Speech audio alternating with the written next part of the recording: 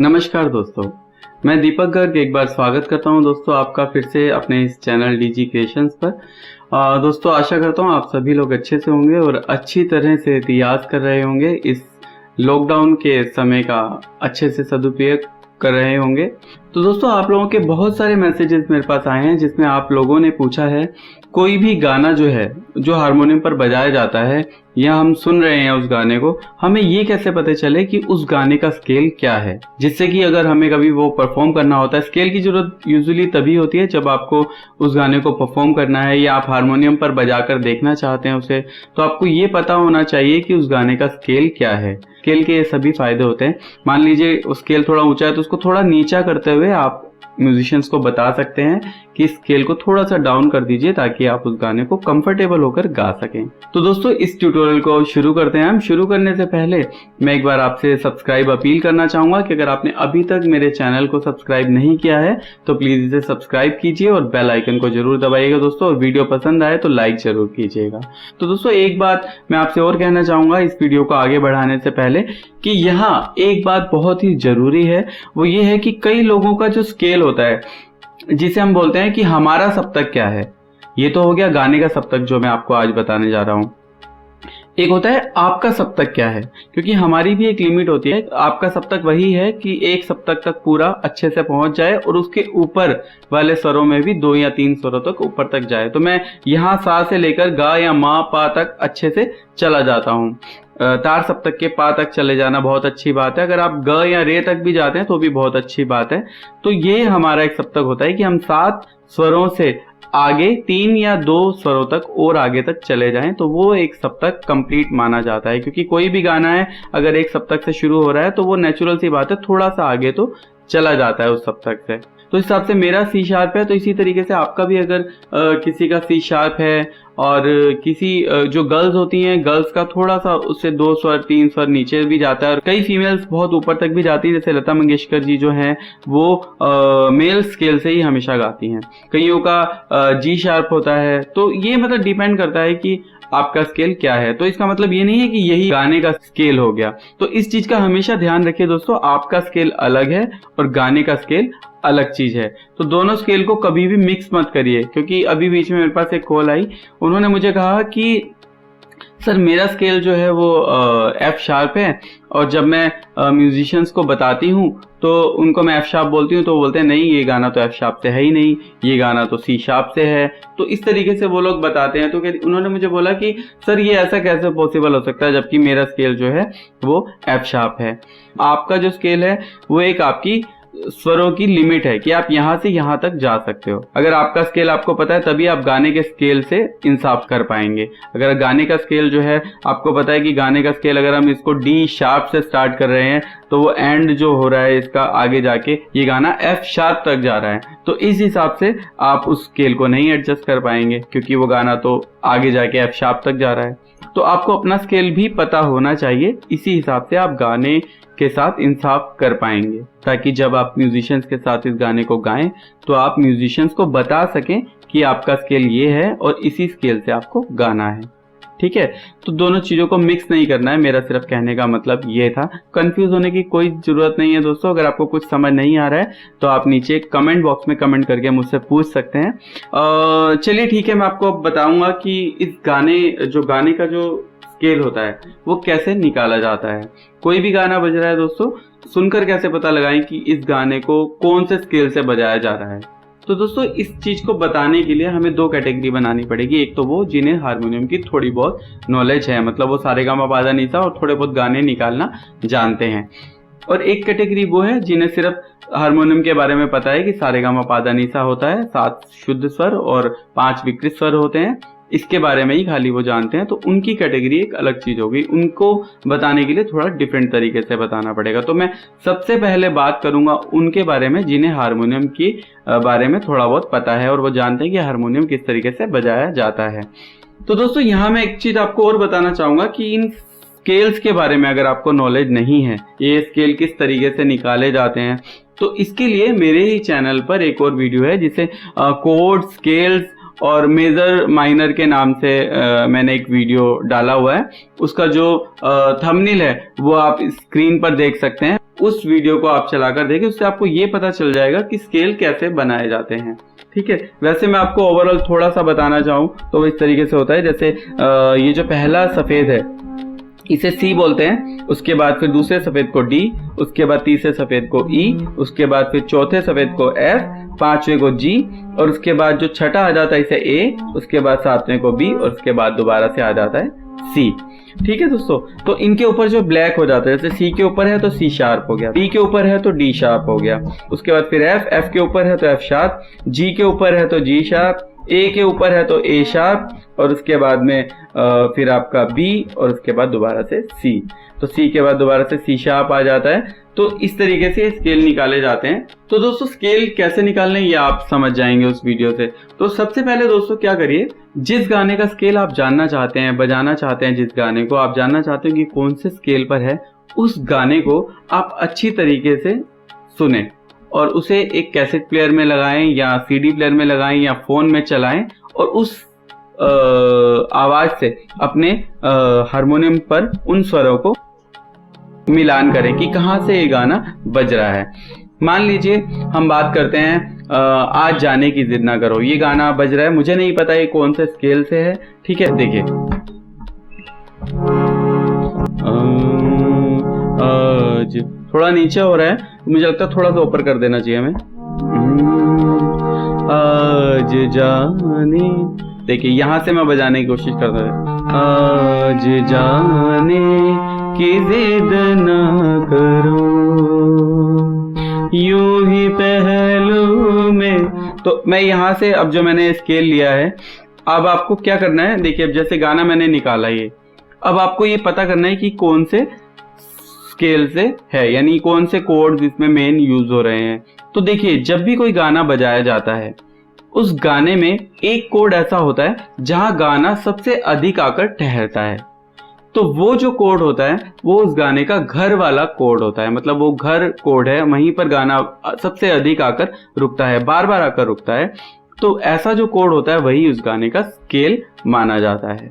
ठीक है दोस्तों, तो अगर जैसे भी ये गाना है, अब हमें इसमें देखना है कि स्केल इसका कहाँ पर आके सबसे अधिक ठहरा है। जैसे अभी हमने इस गाने को बजाया, आज जाने की जिद ना करो, ये देखिए अभी जो हमारे पास ये जो कोड आया है, ये आया है डी शार्प मेजर। अब ये डी शार्प मेजर हमारे पास कोड आया है। देखिए अब देखते हैं ये कोड इसका है कि नहीं। आज जाने की जिद ना करो,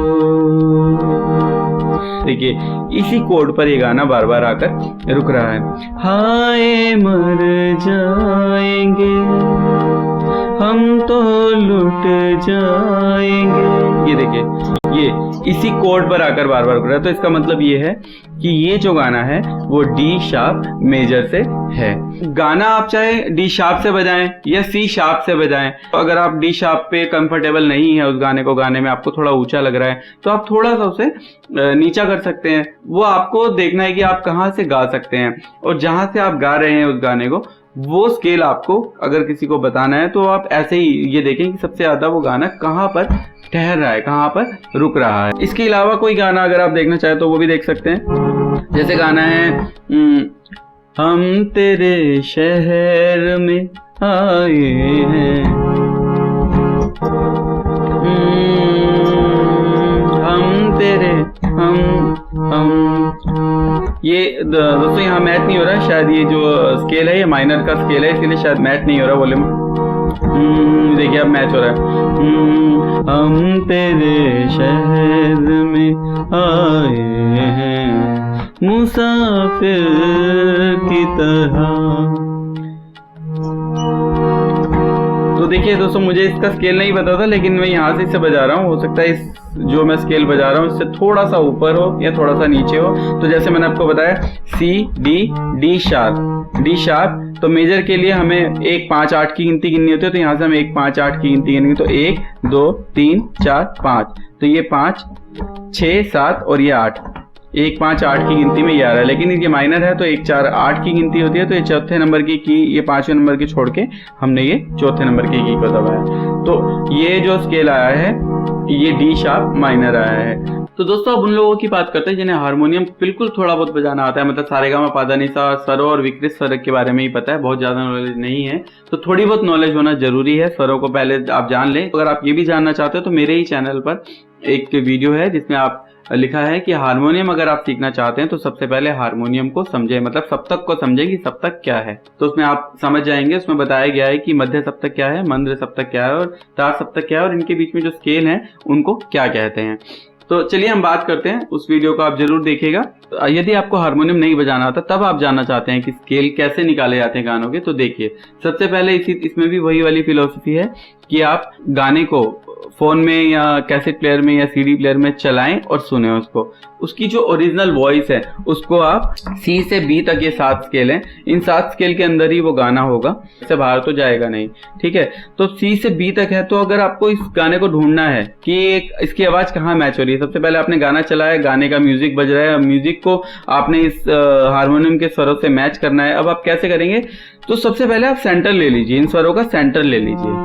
नेचुरल सी बात है, गाना या तो लास्ट में होगा या शुरू में होगा, तो आप सेंटर ले लें। अब सेंटर में मान लीजिए आपने गाना चलाया है गुलाबी आंखें। अब ये जो है, अब मैं यहाँ से 1 5 8 की गिनती गिनना चालू करता हूँ। ये एफ स्केल बन रहा है, C D E F, F बन रहा है, तो एफ से 1 5 8 की गिनती करी, 1 2 3 4 5 6 7 और ये 8। अब ये 1 5 8 की गिनती से मैंने ये स्केल निकाला है एफ मेजर, ठीक है। ला ला ला ला, देखिए इसमें थोड़ी सी कमी आ रही है, इसमें भी मुझे लग रहा है माइनर का स्केल है क्योंकि आवाज पूरी तरीके से मैच नहीं हो पा रही है। ला ला ला ला ला ला ला ला ला ला, ये थोड़ा नीचा लग रहा है दोस्तों, ये गाना काफी ऊंचा है। तो हम इसको एफ के बाद जी छोड़ देते हैं, ए पे आ जाते हैं, चलिए ठीक है। और 1 4 8 की गिनती गिन रहा हूं माइनर की। गुलाबी आंखें गुलाबी आंखें, ये देखिए ये कोमल ग पर ही ये गाना आ रहा है, गुलाबी आंखें, ठीक है दोस्तों। तो इसका मतलब ये श्योर है कि ये माइनर ही है ये गाना, इसे हमने निकाला है ए माइनर। मैं इस गाने को बहुत ज्यादा गाता रहता हूँ तो मुझे थोड़ा अंदाजा है कि ये गाना थोड़ा ऊंचा जाएगा, लेकिन अगर आपको ये अंदाजा नहीं है तो मैंने आपको क्या बताया कि कैसेट या सीडी प्लेयर में या फोन में आप गाना चलाएं और उसकी साउंड से इस गाने को मैच करें। तो संक्षेप में जो बात है वो यही है कि गाना जिस स्केल पर आकर, जिन स्वरों पर आकर, जिस कोड्स पर आकर सबसे ज्यादा रुकता है, बार बार जहां रुकता है वही उस गाने का स्केल होता है। गुलाबी आंखें, ये देखिए ये मैंने रोक दिया, ये देखिए स्केल, जो तेरी देखे शराबी ये दिल, ये देखिए फिर से स्केल पर आ गया। तो इस तरीके से हम देख रहे हैं कि ये गाना बार बार आके इसी स्केल पर आकर रुक रहा है, तो इसका मतलब ये वाला जो कोड है यही इस गाने का स्केल है। दोस्तों अब हम एक गाने का एग्जांपल और ले लेते हैं, हालांकि मुझे इस स्केल के बारे में भी नहीं मैं जानता हूँ कि कौन सा इसका स्केल है, तो चलिए एक बार और इसे भी चेक करते हैं। रफी साहब का ही लेते हैं, चाहूंगा मैं तुझे सांझ सवेरे, चाहूंगा मैं तुझे, थोड़ा नीचे लग रहा है दोस्तों, थोड़ा हम ऊंचा कर लेते हैं इसको।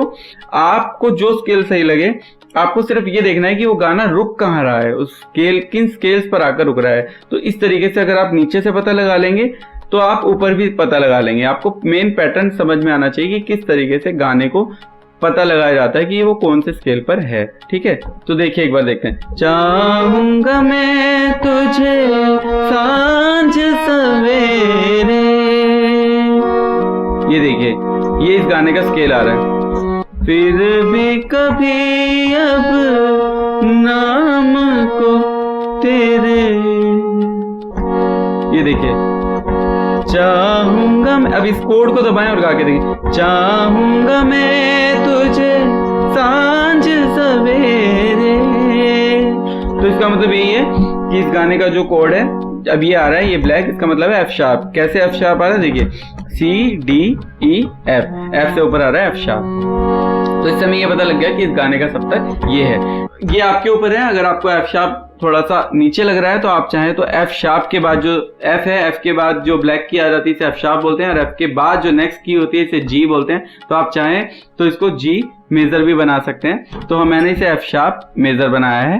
पहला सुर यानी कि सा माना है मैंने इसे, और इसके बाद 5वें नंबर की जो की है इसे ये होता है शुद्ध गा, और उसके बाद लास्ट में फिर ये पा, सा ग पा, ये 8वें नंबर की है, 1, 5 और 8। तो दोस्तों ये छोटा सा एक तरीका है जिससे आप किसी भी गाने का स्केल जान सकते हैं, आपको पता लग सकता है।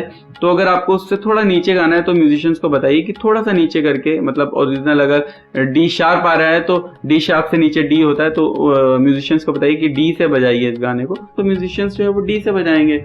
तो इस तरीके से आप गाने का स्केल पता कर सकते हैं। ये छोटा सा एक ट्यूटोरियल था दोस्तों, आशा करता हूँ इससे आपको बहुत मदद मिली होगी। इस वीडियो से काफी कुछ समझ में आया होगा। कुछ भी आपके प्रश्न हो, सवाल हो, आप वीडियो के नीचे कमेंट करके पूछ सकते हैं, मुझे खुशी होगी उन प्रश्नों के उत्तर देने में। तो दोस्तों विदा लेना चाहूंगा आपसे, नमस्कार।